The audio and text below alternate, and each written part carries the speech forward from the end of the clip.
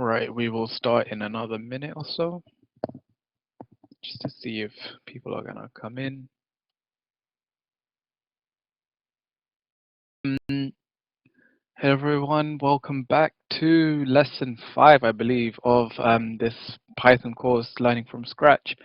So if you haven't seen previous webinars, they are up on YouTube on the SB Components page. Hopefully you can hear me. If I check, I should be using the right mic. Yep, everything looks good. Cool. So welcome back.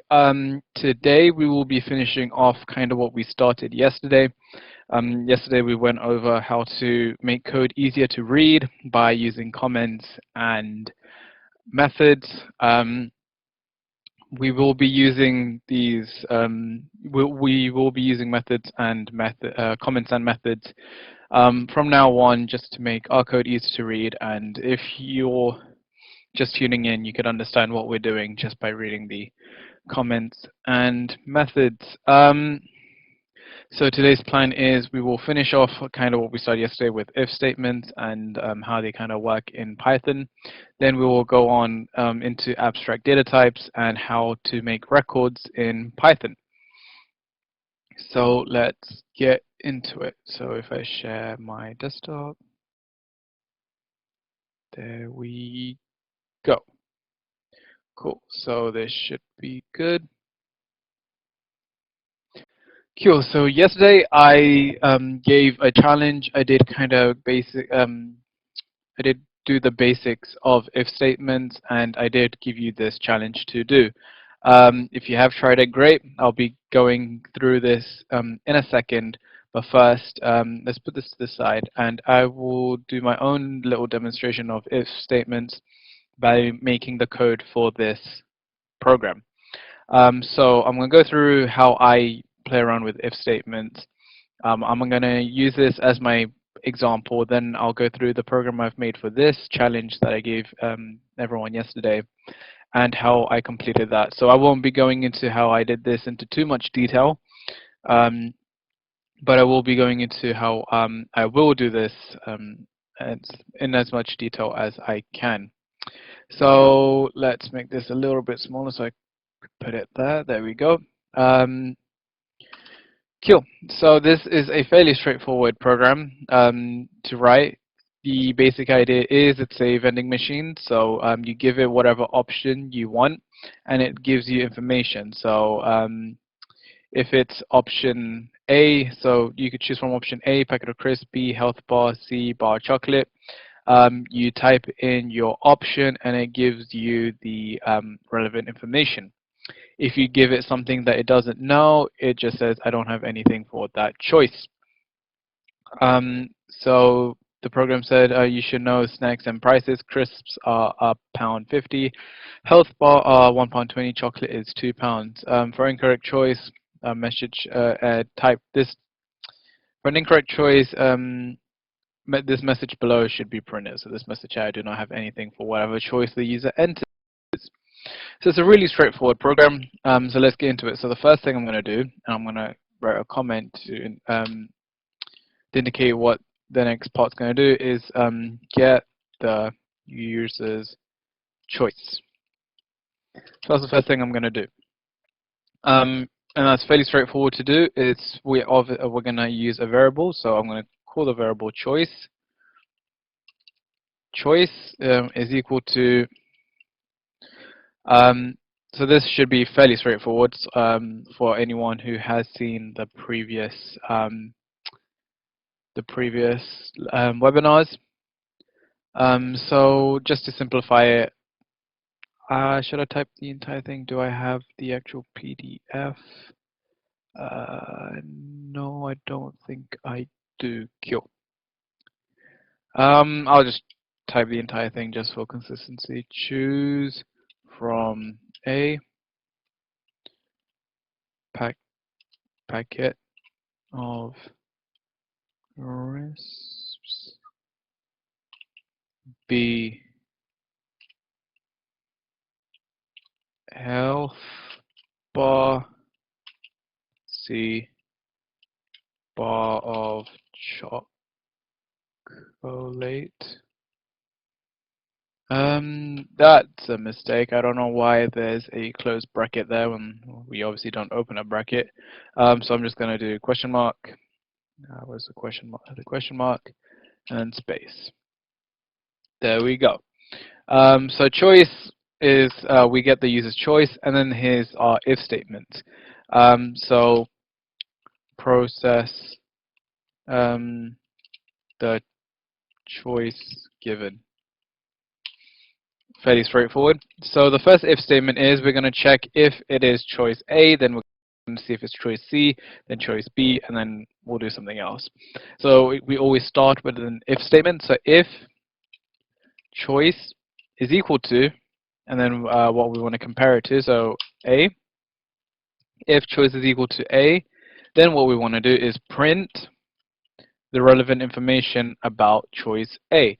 So choice A in this case is a packet of crisps, which is £1.50. So we could just say a packet of crisps costs £1.50. Fairly straightforward. Now we want to do another choice. So we use elif. Obviously, elif stands for else if. So the first, you always start off with an if statement. Then afterwards, you could do as many elifs as you want, then one else. Obviously, the one else or any elif isn't compulsory. Python wouldn't mind if you don't use them. So don't think that you have to use an elif or an else. So elif just means it's another if statement. So if the first condition isn't met, check it against this condition. So if choice is equal to, let's say, option B, do the following. Now do note that this will only compare it to capital letters. So if someone enters a lowercase a, none of these would work. I'll get into a solution for that in a second, but just note that for now, and also note that we are using two equal signs. That's something really important. Sometimes people who are new to programming languages would just use one equal sign and then get confused why the program isn't working. Always remember one equal sign is assignment, so you're putting something, some value inside a variable, most likely. And two equal signs is comparison. You're comparing two things. So just keep that in mind. So two equal signs is a comparison. So if it's option B, we want to print that it is a health bar, and a health bar costs £1.20. So a health bar costs £1.20. There's one more elif because we have another option. So if choice is equal to C, of course C is a choice, which is a bar of chocolate.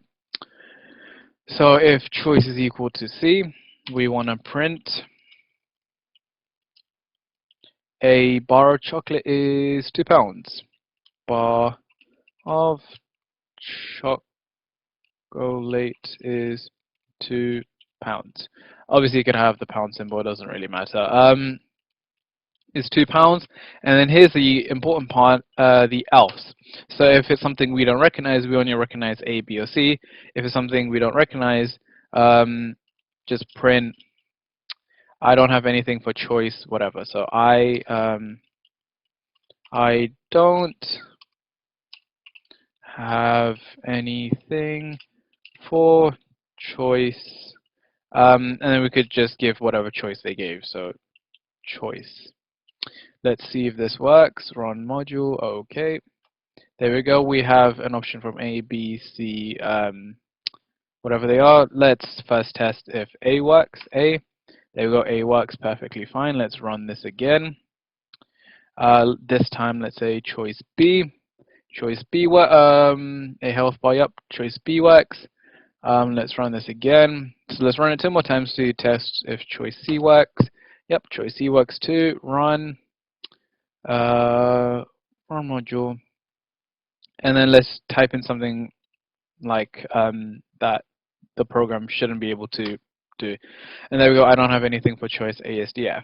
So this is how you could use if statements to branch into different pieces of code and do different things depending on what the if statement is and what conditions are met. Now earlier I did say if you run this one more time, run, technically speaking, if I type in a lowercase a, it should give us a packet of crisps is £1.50, but obviously it has nothing for choice A. Reason being is Python is case sensitive, so case matters. So if it's uppercase, lowercase, Python, and most other programming languages treats it as different things. Really, so if you did want it, so it's perfect, and it does choose anything, anything you give it. All you need to do is one Google search. So let's assume I didn't know how to do this. Let's just search it up. So how to change from lower to uppercase in Python. There we go. So here's our answer right here. It's not Stack Overflow. So most of the time you would see Stack Overflow, and Stack Overflow is probably the most common thing you'll see. But over here, this is what we need, upper. So we do click into this and see what this is talking about. Is upper? No, we don't want is upper. We want to convert it to upper. So let's see. Is lower? No, that's the same thing as is upper. Lower, that's close. We want upper. There we go, upper. So you do string.upper and it will convert it to uppercase. Cool.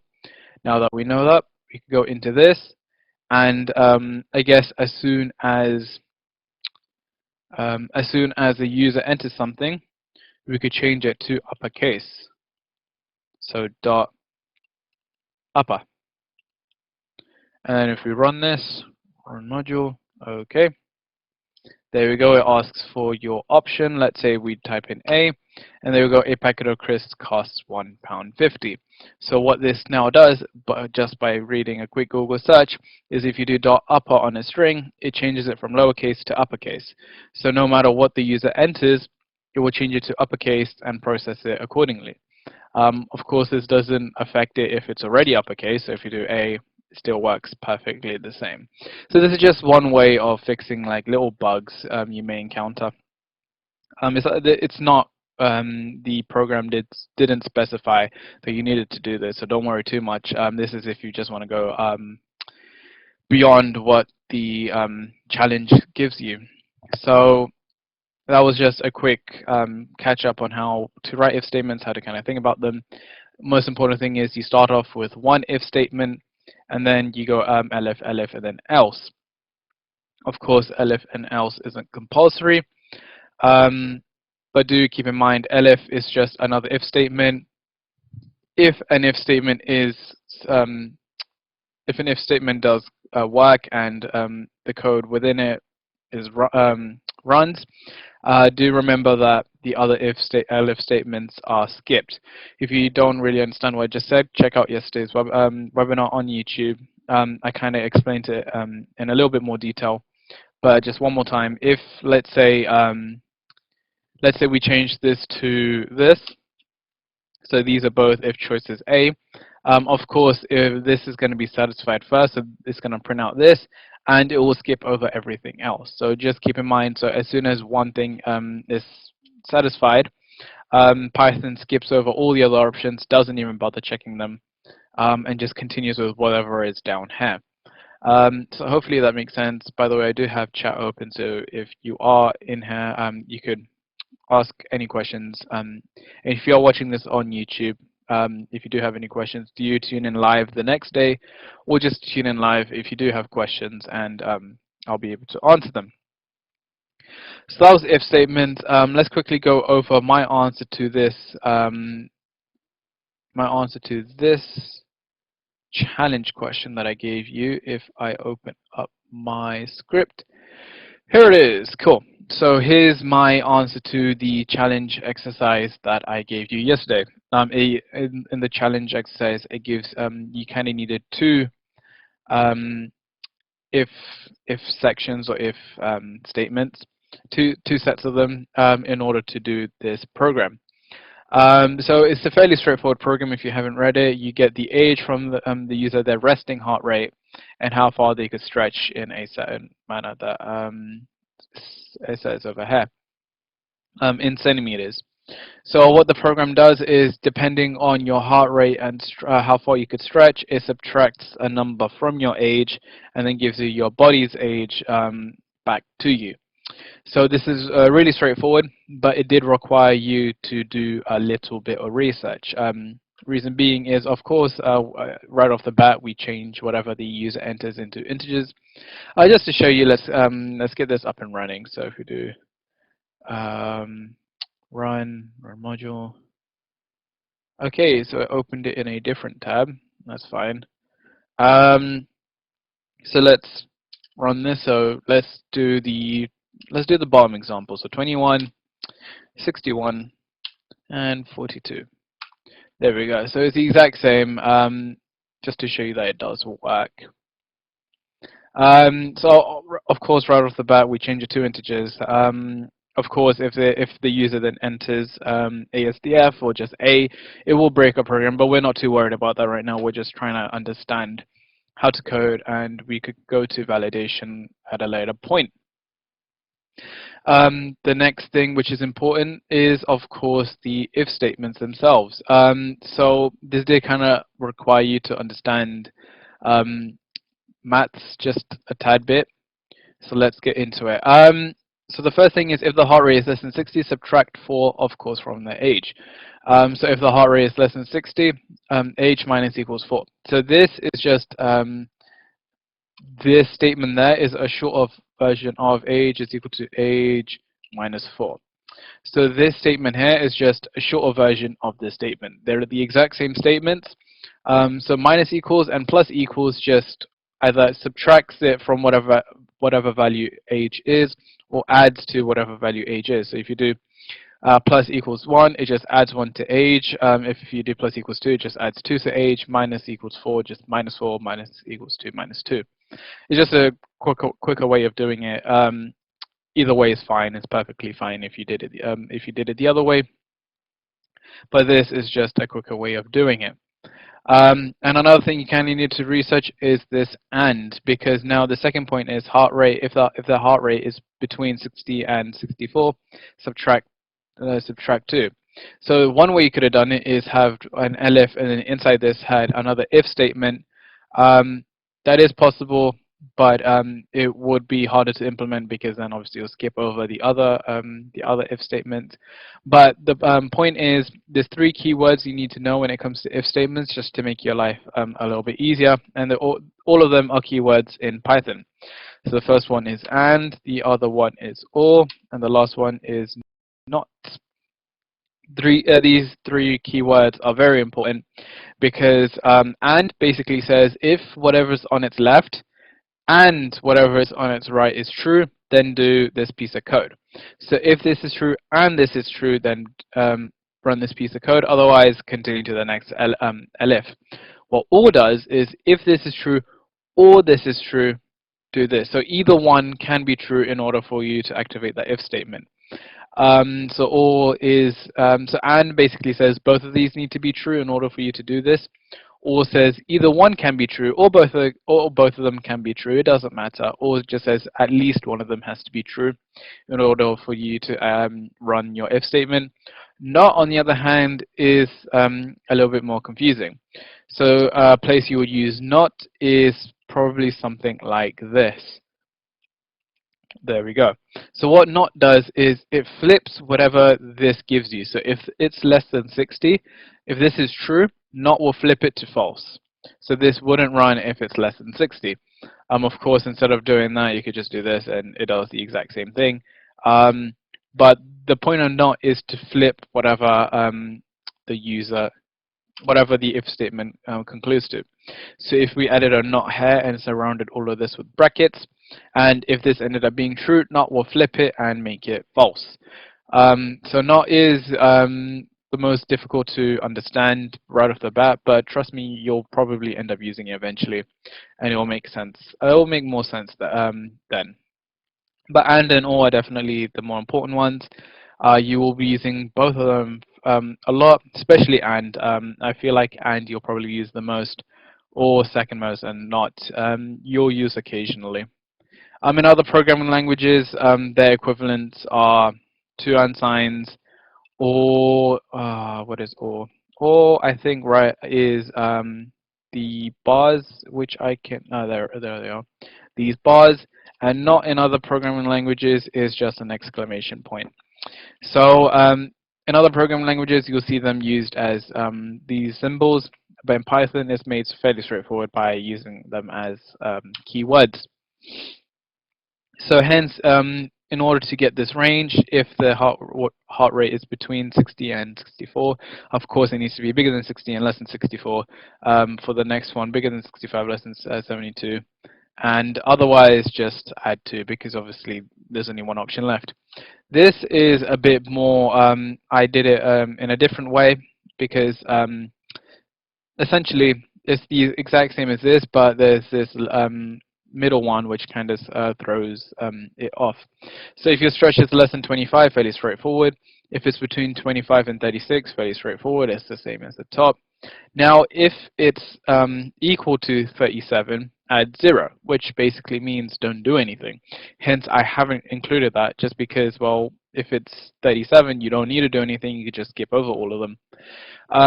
Which then means I can't use else, because if I were to use else for this, that would also include this this scenario, which is why you don't see any else statements over here. So if it's between 38 and 40, between 38 and 40, minus 2. If it's greater than 40, minus 3. Hence, I just haven't included this, and hence I haven't used else. So if that doesn't make sense, just kind of read over what I've done, and hopefully it should make sense. Let's look at the chat. There's no messages in the chat. Cool. So that was just a quick overview of how that program of mine works. We could close this. Yeah, sure, save. And we're back to this. Cool. So by the end of today, we could also get rid of this. By the end of today, we should be able to, as a challenge, I will be giving you this program to do. I don't have another program for records, so I'm just going to give you examples, and hopefully it makes sense. Cool. So for now, let's just add. Should we open a new one? No, let's just comment all of this out. So of course, if you want a block comment, it's 3 quotation marks. If you will keep that there just in case you want it for reference. Cool. So for the remainder of today, we will be looking at records. And the reason I'm doing records fairly early on is because, or records or abstract data types, is so we can make more interesting programs sooner, and you don't kind of lose interest in writing programs. The programs we will be writing are going to be fairly straightforward for another short period of time, but using records just does kind of spice it up a bit and makes our programs a little bit more interesting and complex. So firstly, right off the bat, let's ask the question, what is an abstract data type, or in our case, records?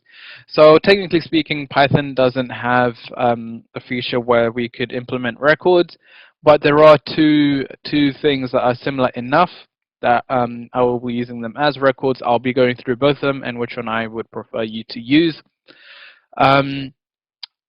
Yes. And yeah, so let's answer the question, what is an abstract data type? So an abstract data type, so we looked at data types back in the second webinar. If you haven't seen that webinar, I highly advise it. We go through data types like strings, integers, and floats, and their entire purpose. An abstract data type is kind of, the best way to kind of think about it is a data type you create. You create this data types in order for your program, exclusively for your program, which just helps your program work, and it just makes your life a lot easier. The best way to think of an abstract data type is, well, if we do even break down an abstract data type word by word, we know what a data type is. It's just a string, an int. So something that stores values, something that stores information is the data type. An abstract data type is just we don't necessarily need to know how it works. It just stores that information, and that's all we need to know. So in programming, there is this concept of abstraction. The entire idea of abstraction is to kind of hide the inner workings of programs. So you don't necessarily need to know how it does what it does. You just need to know how to interact with it and how to use it. So an abstract data type is just a data type we're going to create in order for us to make our programs. Now, the first way we're going to kind of see how to do it is not the way I would recommend, but it is the easier way to do it. I'll get into it in a second why, but the first way we're going to start creating abstract data types is using dictionaries. Now, dictionaries is a very useful thing Python has within it, so let's just create one. So let's say for now we're going to use dogs as example, so we'll call a variable dog, and in order to create a dictionary, obviously we use equal sign, and we use these curly brackets. There we go. So now this is a dictionary. I'm going to kind of just expand it like this, just so it's easier for us. Now, the way dictionaries work in Python is you could have a word or a number, and you could have it equal to something else. So if I show you an example, we could have name and like the name of a dog, and we want it equal to, let's say, Bob. Let's say that's the name of your dog. Then you separate each one with a comma. I do believe. We'll see if this works in a second or not. So name Bob, breed. Let's do another one for breed. Breed. Oops. And let's say it is a golden retriever.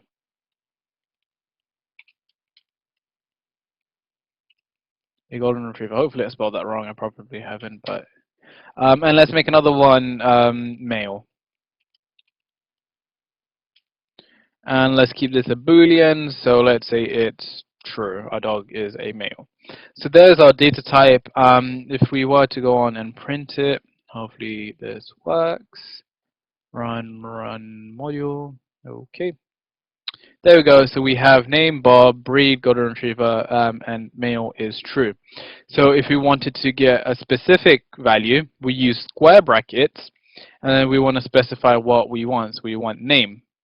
If we run this, run module, okay. There we go. We got that its name is Bob. So it's really so the entire idea of so we're going to call this data type records. And the entire idea of records is so we could get a collection of information about one item or one thing and store it in one place. So it's just easier for us. Records are very useful in that sense because obviously if we wanted to store this separately, we needed 3 variables, and somehow we need to have a logical way of connecting those 3 variables. With this scenario, you just need one variable called dog or dog1, whatever you want, and then just set fields inside of them and their values. Of course, if you want to change the values, all you then have to do is dog1, and then whatever field you want to change. So let's say we want to change its breed. I should have changed something else because I can't think of any breeds off the top of my head. Let's just say it's a pug now for some reason. And then if we were to then, print this again. There you go. Run module. Okay. Oh wait, no, I'm printing that name. We want breed. Breed and breed. Now if we run this, run module, okay. There we go. First it's a golden retriever, then we change it to a pug. So fairly straightforward, nothing too difficult. Now the problem of using this approach is each time you want to create a new dog, you have to go through this entire process of name, breed, male, and like let's say you have 20 fields per dog. It's going to get really difficult really quickly and really boring really quickly. So this is the easiest So which is the plus side. The downside is it's time consuming if you have a lot of fields and you have to create multiple versions of said object or said dog. So I don't recommend that you use this method if we for programs in the future that we do need an abstract data type for or records. But if you're extremely stuck, you can use this method, try to figure out how to do it that way, and then later on implement the second way we're going to look at it. So for now, I'm going to cut this and put it there. Yeah, for now, and over here I'll add a comment. So this is the first method for an abstract data type. Now the second method we're gonna look at is probably a lot more impressive and a lot more useful. Now, saying that, it is bordering on object-oriented programming. So far what we've been doing is procedural programming. What procedural programming is, we execute the code line by line in a procedure. So line 1, line 2, line 3, line 4, so on and so forth. It's one procedure, we do it line by line. There's methods, there's different types of programs. So when you write code, you kind of have to first understand what format you're writing code. So far we've been looking at procedural programming. There's other forms such as object-oriented programming. Off the top of my head, there's a programming that just uses methods. I can't remember its name off the top of my head. But there's quite a few ways of writing programs. Now what we're going to get into is bordering on object-oriented programming, but we're going to use it in a procedural manner. So, and I'll explain at what point this becomes object-oriented programming, and we're going to avoid that for now. Later on in the course, we will be going over object-oriented programming, which is slightly more difficult, but you can make a lot more complicated programs because of it. So, in order to create our new abstract data type, we're going to use a new keyword which is called class. Class becomes yellow, as you could see, and we're going to call this class dog. And you immediately then follow it with a colon. Now, in this class, for now, there's only one method we need to know, and that's called init, like so. Now, do note that over here I'm using 2 underscores, and you also need to use 2 underscores. Reason being is 2 underscores basically indicates to Python that this is a key method, and it is a key method because the init method basically stands for initialize or initialization, and this method is what activates when you create this data type. So over here there's one thing you need, and that's called self. Self is required. No, even if you don't have any parameters, you still need to use the keyword self. And for now, we're just gonna say that when you create a dog, we need its name, we need its breed, and we need its gender. I'm just gonna do gen for short. And over here, you then do self dot name is equal to name. So what we've done here is in this dog that we're creating, so self, whenever you do self dot, that's referring to the dog. So the dog's name is going to be whatever name you give it. So if you continue, self dot breed is going to be whatever breed you give it. And self dot gen is going to be whatever gender you give it. So far, that's pretty straightforward, and that's our abstract data type made. Now let's see how we're going to use it. I didn't mention this yesterday, but this is a good point to mention now. Whenever you create Python code, the way you structure it is going to, I want it to be something like this. So at the top, you have all your methods. Then you have the main part of your code that runs. Then underneath you have any abstract data types. So class dog should be at the bottom. If you have any methods, you want it at the top, and in the middle, you want the actual part of your code that runs. It's just a good way to structure code, and it's a very common way of structuring Python code, generally speaking. Now, yeah, so we've created our, whoops, let's put this back. Now we've created our abstract data type of dog. Now, the way you use it is like so. Let's say you have dog1. Let's not indent it. Dog1, and then the way you create a dog is by using the key, using whatever name you gave it here, dog, and then open and close brackets. And within these brackets, you need to give it this information except for self. So this may be a bit confusing, but you don't give it self. Self is just a way for Python to know that it's referring to itself. So you kind of have to ignore this, but you need to fill in the rest. So Python basically fills this in for you. You still have to give it the rest of the information. So for now, we're going to give it the name, what was the name we gave up here? Bob. Obviously separated with a comma.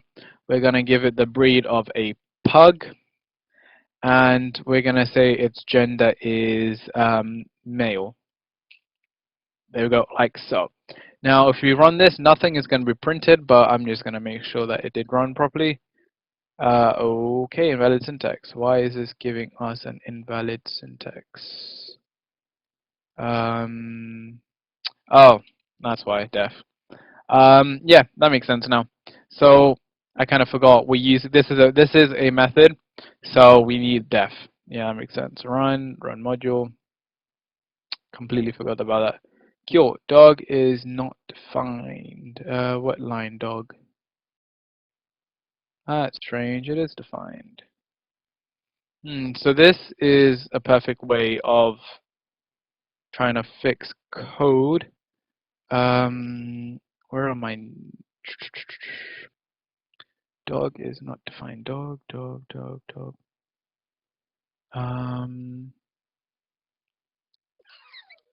This was working 5 minutes. Let's search it up. So Python records.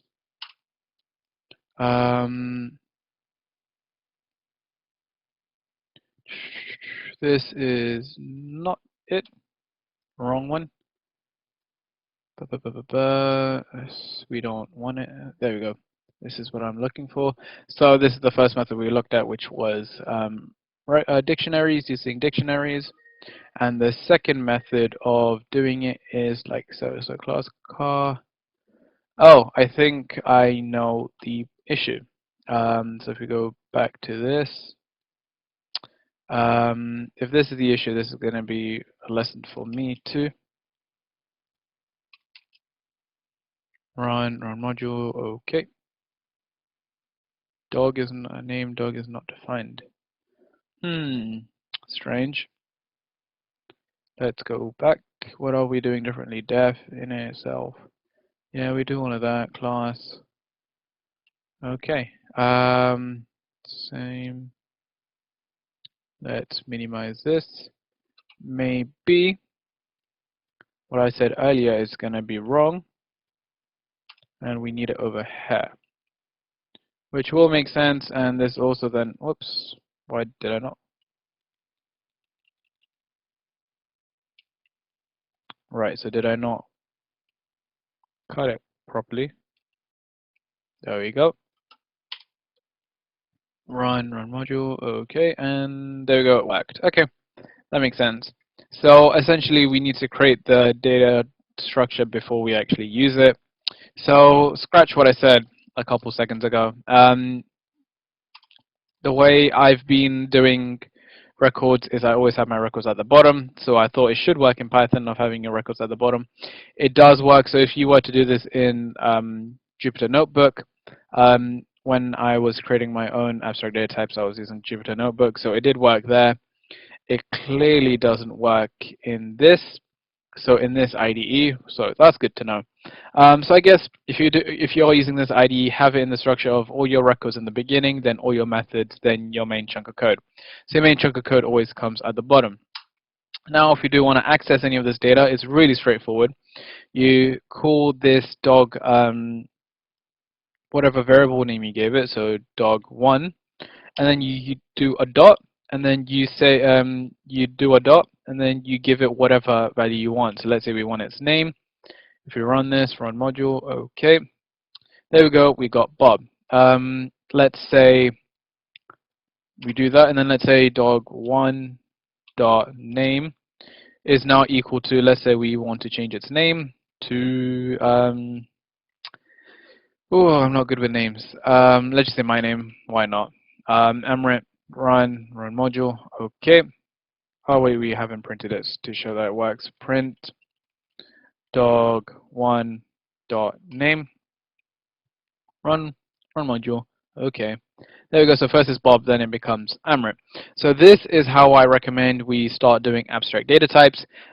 This then now becomes, so B1, this now becomes object-oriented programming as soon as you add a second method. We only want to keep it to one method, which is the initialization method. And yeah, so just to recap, self, you don't have to give it when you're creating it. Self is just Python, something Python does immediately. You create it by obviously creating the class dog, by using the keyword dog class, and then whatever name you want to give it, in order to then create a version of this object. This is technically an object now, but we won't get into that. For now, we're going to be calling it record. So when you create the record, we give it the initial names or gender, breed, whatever we want to give it, and then we could play around with it by using dot name, dot breed. We could get its breed same way. Run module. Okay, there you go. It's a pug.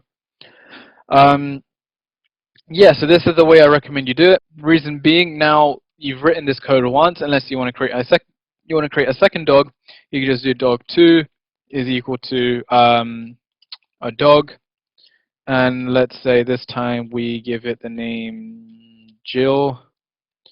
It's a dog breeds. It's a, let's say it's also a pug. Why not?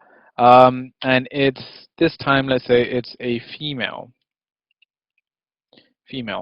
Now, if you run this, obviously it's not going to print anything. This is just to really save it.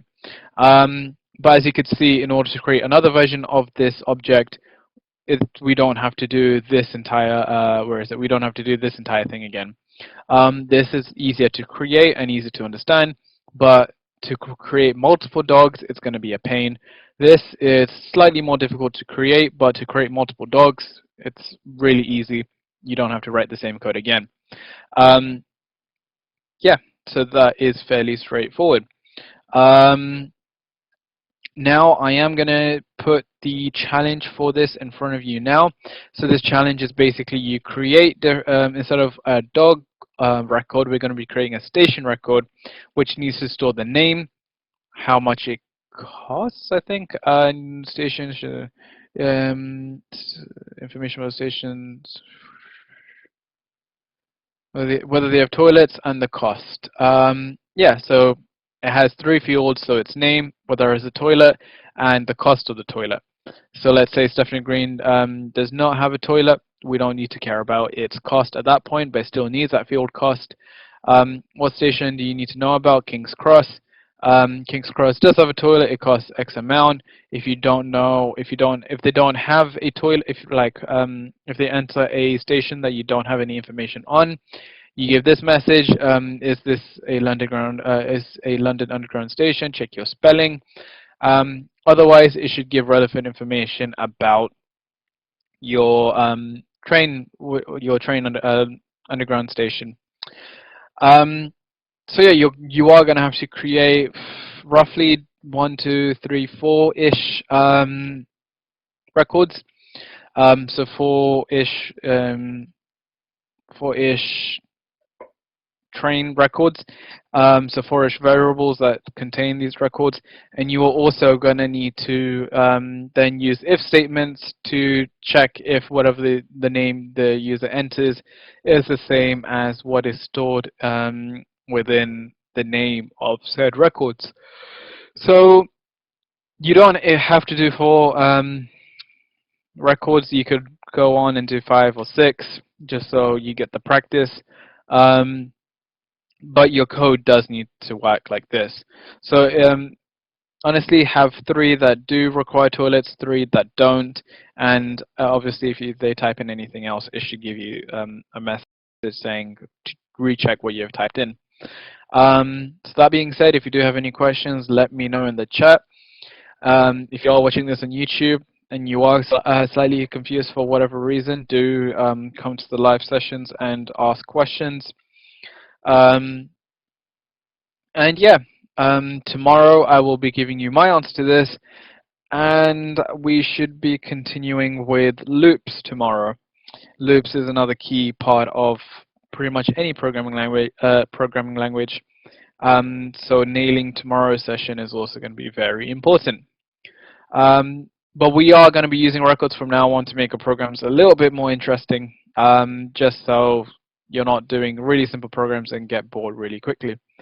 I don't see any questions in chat, so take a chance now to kind of pause the video if you're on YouTube, or take a screenshot. And do give this a go before tomorrow's session.